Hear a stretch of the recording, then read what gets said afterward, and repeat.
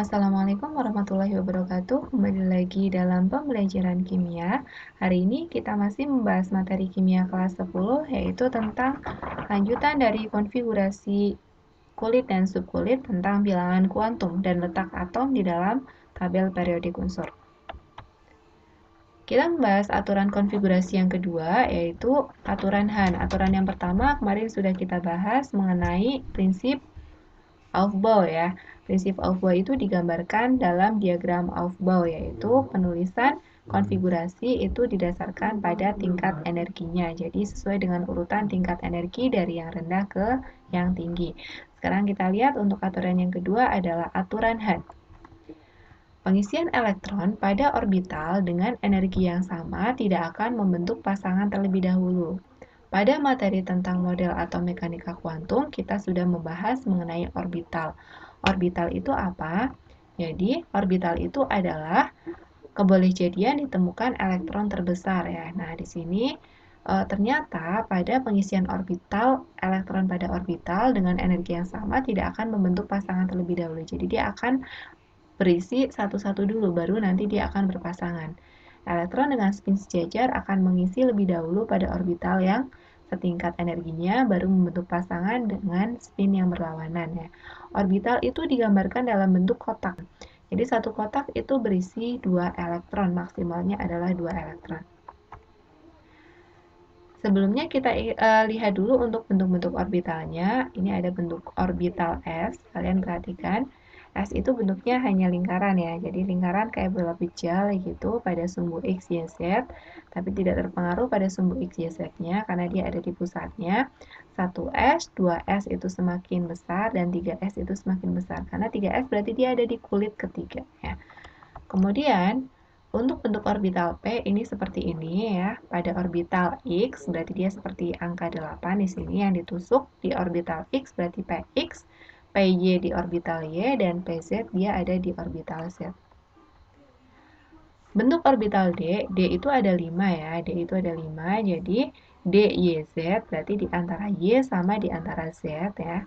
Kemudian DXZ di antara X dan Z. Kalian perhatikan nih X dan Z. Kemudian DZ kuadrat itu ditusuk di Z, tapi dia ada cincinnya. Kemudian untuk DXY itu di antara X dan Y, kalian perhatikan. Di antara X dan Y ya. Kemudian untuk DX kuadrat dan DY kuadrat itu dia ditusuk atau dia memotong di sumbu X dan di sumbu Y. Subkulit S terdiri atas satu orbital. Sebelumnya kita sudah membahas bahwa S itu terdiri maksimal adalah 2 elektron. Nah, tadi orbital itu digambarkan dengan kotak dan berisi maksimal 2 elektron. Makanya S itu terdiri atas satu orbital. Penulisan elektronnya itu kita tuliskan seperti ini ya. Jadi pertama adalah naik ke atas ya. Kemudian yang kedua adalah ke bawah. Jadi panah setengah ya. Ini hanya setengah saja, setengah ke atas dan setengah ke bawah. Sementara untuk P itu terdiri atas 3 orbital. 3 orbital berarti dia terdiri dari 3 kotak ya. Kemudian ini penggambarannya. Dan untuk subkulit D dia terdiri atas 5 orbital. Ini berarti 5 kotak. Penggambarannya juga seperti ini. Nanti menuliskannya itu tadi berdasarkan kaidahan. Kita tidak boleh 1, 2 ya, tapi kita harus nulisnya satu-satu dulu. Dia tidak akan berpasangan dulu sebelum menempati semua orbitalnya. 1, 2, 3. Ketika sudah 3 dan masih ada elektron lagi, kita pasangkan dengan arah yang berlawanan. 4, 5, dan 6. Subkulit F itu terdiri atas 7 orbital karena jumlah elektron maksimalnya adalah 14. Perhatikan contoh soal berikut, kalian disuruh menggambarkan diagram orbital dari beberapa atom berikut ini ya. Dari beberapa atom berikut, pertama adalah 1A. 1A itu berarti kan konfigurasinya 1S1. Jadi kalau disuruh menggambarkan diagram orbital itu kalian tuliskan dulu konfigurasinya baru kita gambar. S itu terdiri atas satu kotak, maka penggambarannya kan seperti ini. Kita gambar dulu satu kotak. Isinya adalah satu elektron, maka satu elektronnya kita gambarkan sebagai seperti ini ya, panah ke atas, setengah ya, setengah panah ke atas. Kalau yang dua bagaimana? Yang 2B kita lihat ya, nanti masih di S, S-nya itu satu kotak dan isinya 2. Jadi gambarnya seperti ini, satu ke atas, satu ke bawah ya. Jadi itu. Kemudian untuk 5C ini juga sama ya, kalian gambarkan 1S2, 2S2, 2P1. Berarti tuliskan 2 dulu ya. Kemudian ini orbital lagi 2S2. Nah, seperti ini dan 2P1. P kan isinya ada 3 kotak, tapi terisi cuma satu ya di sini ya. Satunya kita gambarkan seperti ini. Ya, 6D pun sama. Di sini kalian bisa perhatikan 1S2 isinya 2 ya, mana ke atas, mana ke bawah. 2S2 pun sama. Dan 2P2 nih, kalian perhatikan 3 kotak isinya ya. Pengisiannya adalah 1, 2. Jadi bukan di sebelahnya, tapi dia di kotak sebelahnya, di orbital sebelahnya ya. Pun sama, kalian perhatikan 1S2, 2S2, 2P5. Penggambarannya naik, turun, dan 2P5 ini terdiri dari 3 kotak. Cara pengisiannya perhatikan 1, 2, 3. Nah, karena masih sisa, ini kan isinya dia 5 nih. Nah, berarti baru yang sisanya kita pasangkan seperti ini. Ini juga sama ya. 27F kita singkat, 4S2 dan 3D7. 7D itu terdiri dari 5 kotak. Isiannya 1, 2, 3, 4, 5. Nah, ketika belakang sudah terisi semua, baru kita balik ya. Di 6 dan 7.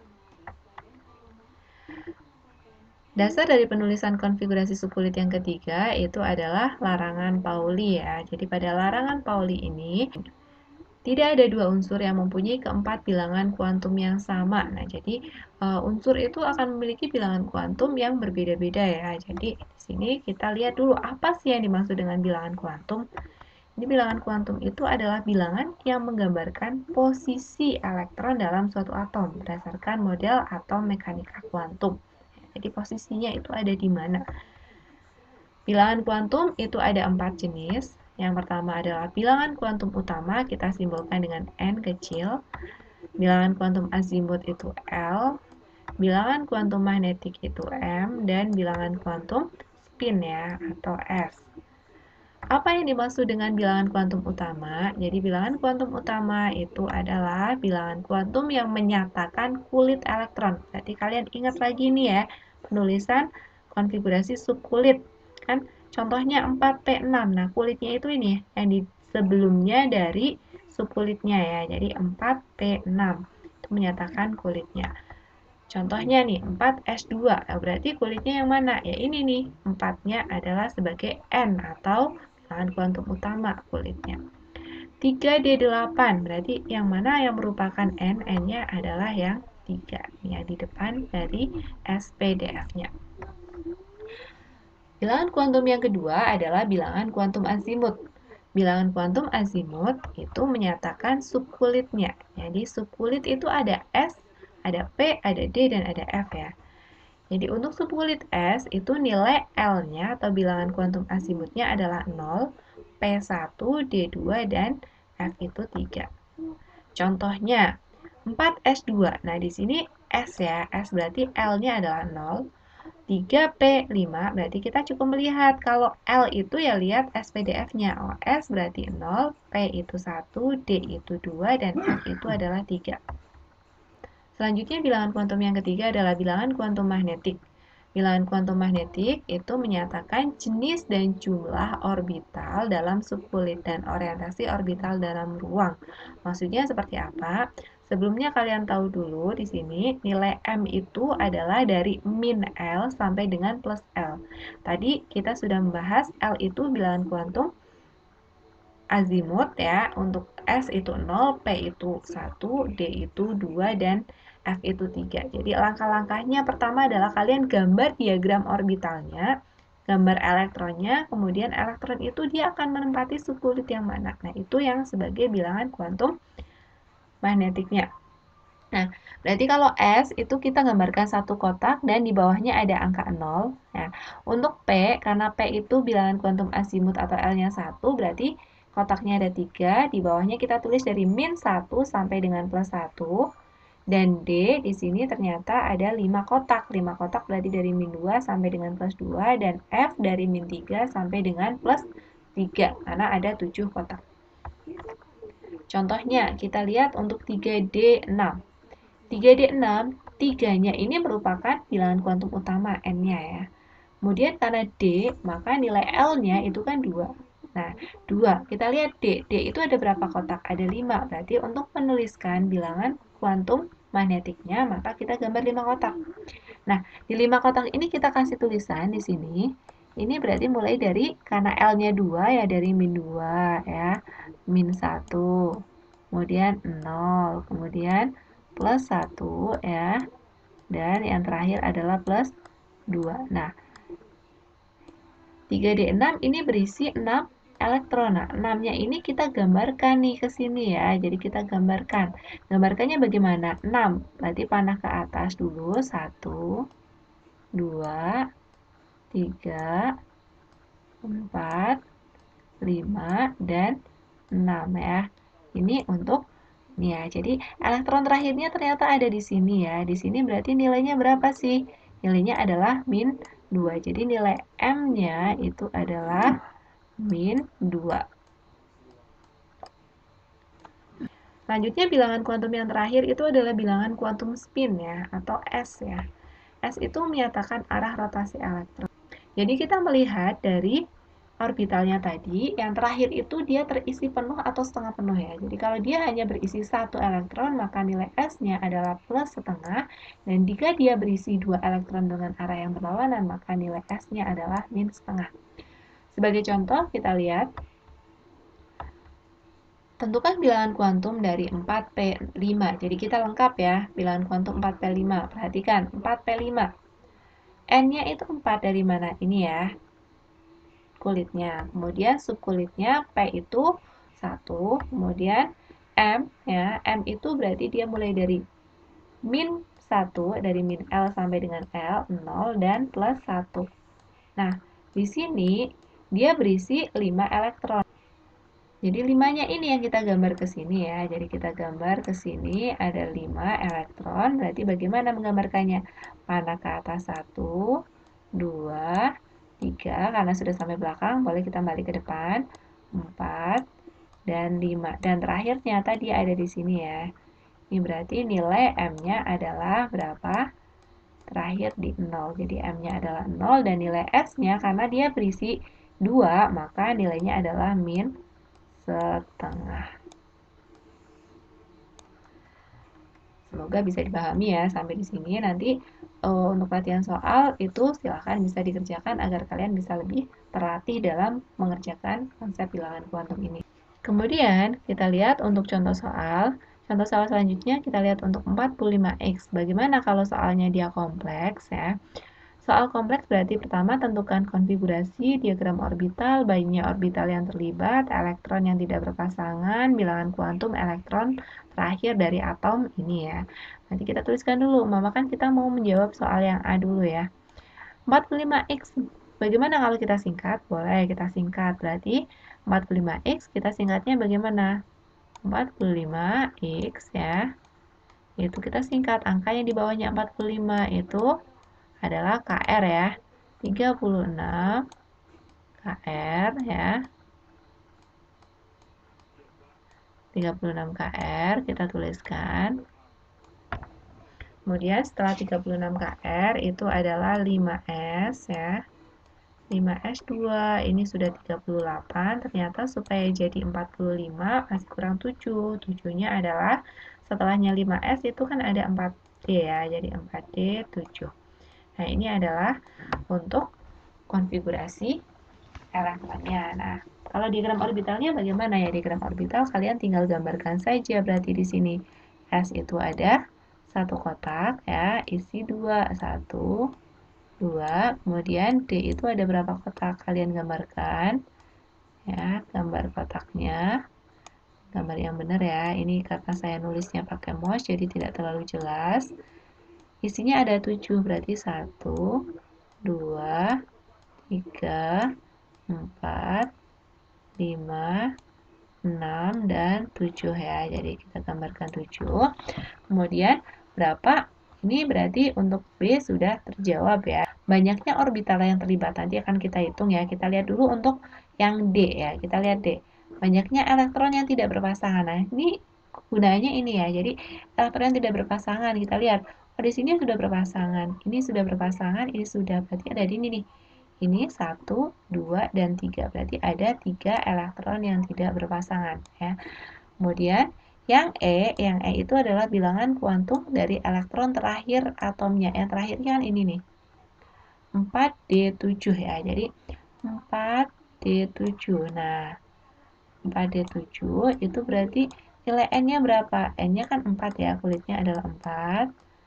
Kemudian nilai L. L itu berapa? L-nya karena dia D itu adalah 2. Dan nilai M-nya berapa? M ini tadi kita udah tuliskan di sini. Berarti M-nya itu kita tuliskan dari min L sampai plus L. Berarti dari min 2 ya, min 1, 0, plus 1, dan plus 2 ya. Nah, yang terakhir tadi kita sampai mana nih? Karena 7, 1, 2, 3, 4, 5, 6, 7. Berarti di sini yang terakhir. Berarti M-nya adalah min 1 ya. M-nya min 1 dan nilai S-nya itu adalah berapa? Karena dia terisi penuh berarti min setengah. Nah, ini untuk penulisan jawaban soal ini ya. Kemudian selanjutnya banyaknya orbital yang terlibat. Nah, orbital yang terlibat berarti kalian harus hitung semuanya nih, ada orbitalnya ada berapa ya. Jadi 1, ini contohnya ya. Kita hitung yang ini dulu yang belakang. S2 sama 3, 4, D7. Berarti ada orbital itu kotaknya 1, 2, 3, 4, 5, 6. Nah, yang ini bagaimana? Ya kalian nanti bisa hitung sendiri untuk banyaknya orbital yang terlibat. Selanjutnya, kita lihat untuk contoh soal mengenai bilangan kuantum. Biasanya di sini ditanyakan adalah bilangan kuantum yang mungkin ataupun yang tidak mungkin ya. Jadi ada soal di sini tentukan bilangan kuantum yang mungkin atau tidak mungkin dari beberapa variasi berikut ini. Maka kita analisis dulu di sini sudah diketahui bilangan kuantum N-nya 3 ya. Karena N-nya 3 maka di sini sudah jelas berarti dia kulitnya adalah 3 ya. Kemudian L-nya 1. Yang L-nya 1 itu apa? L-nya 1 itu adalah P ya. 3P. Adakah orbital 3P? Oh, ternyata ada. Akan tetapi, kalian perhatikan nih, biasanya di sini L dan M ya. Nilai M itu adalah dari min L sampai dengan plus L ya. Jadi, sampai dengan plus L. Jadi, min L sama dengan plus L. Jadi, sangat tidak mungkin kalau di sini ya min 1, kok di sini min 2 ya. Jadi, L-nya 1 dan M-nya min 2 itu tidak mungkin. Maka di sini bilangan kuantum ini dia tidak mungkin ya. Tidak mungkinnya karena nilai M-nya itu tidak berada pada rentang min L sampai dengan plus L. Nah, kemudian yang kedua kita lihat 3 dan masih sama L-nya 1. Berarti masih sama 3P. Jadi, mungkin pertama kalian lihat antara hubungan antara L sama M-nya dulu ya. L-nya 1, M-nya 0 kan masih memungkinkan karena M-nya antara min 1 sampai plus 1. Nah, 3P ada nggak 3P? Ada ternyata ya. Oh, M-nya 0 itu di mana? Kalau kita pengen tahu, berarti karena M-nya 0, berarti karena P itu 3 kotak, 0 itu ada di tengah ya. Dan nilai S-nya plus setengah berarti dia isinya cuma 1, maka gambarnya ya mulai dari sini 1 dan 2. Jadi 3P2 ya. Nih, ada ya, berarti ini untuk bilangan kuantumnya mungkin. Kemudian yang ketiga, kita lihat 2 ya, 2, kita tuliskan 2. L-nya itu 2, 2D. Ada nggak sih 2D? 2D kan tidak ada ya, karena D itu dimulai dari berapa? 3D ya, jadi D itu dimulai dari 3D. Nah, berarti ini salah. Nah, karena salah, berarti bilangan kuantum ini juga tidak mungkin. Untuk latihan soal, nanti bisa kalian lihat dulu, dikerjakan ya. Jika ada pertanyaan, bisa ditanyakan. Jadi, variasi soalnya biasanya kalian disuruh menentukan bilangan kuantum elektron terakhir. Bisa berupa atom netral, bisa berupa ion. Kemudian ini juga diketahui ionnya ya. Kalian diketahui ionnya, tapi disuruh mencari bilangan kuantum dari unsur Ik-nya ya. Jadi, ya kita tinggal balik aja. 2 plus itu kan berarti dia sudah berkurang 2. Nah, karena berkurang 2, kalau kita mau nyari I kan berarti tinggal ditambah 2. Tinggal ditambah 2 berarti apa setelahnya 3P? Setelahnya 3P kan harusnya apa? 4S ya. 4S. Berarti ini yang hilang kan ya, yang hilang 4S2.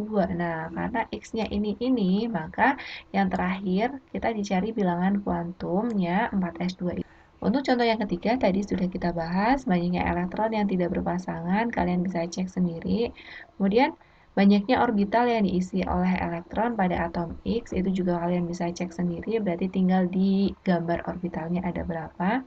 Dan harga bilangan kuantum yang mungkin berarti kalian tadi ya patokannya pertama bandingkan dulu L sama M mungkin atau tidak.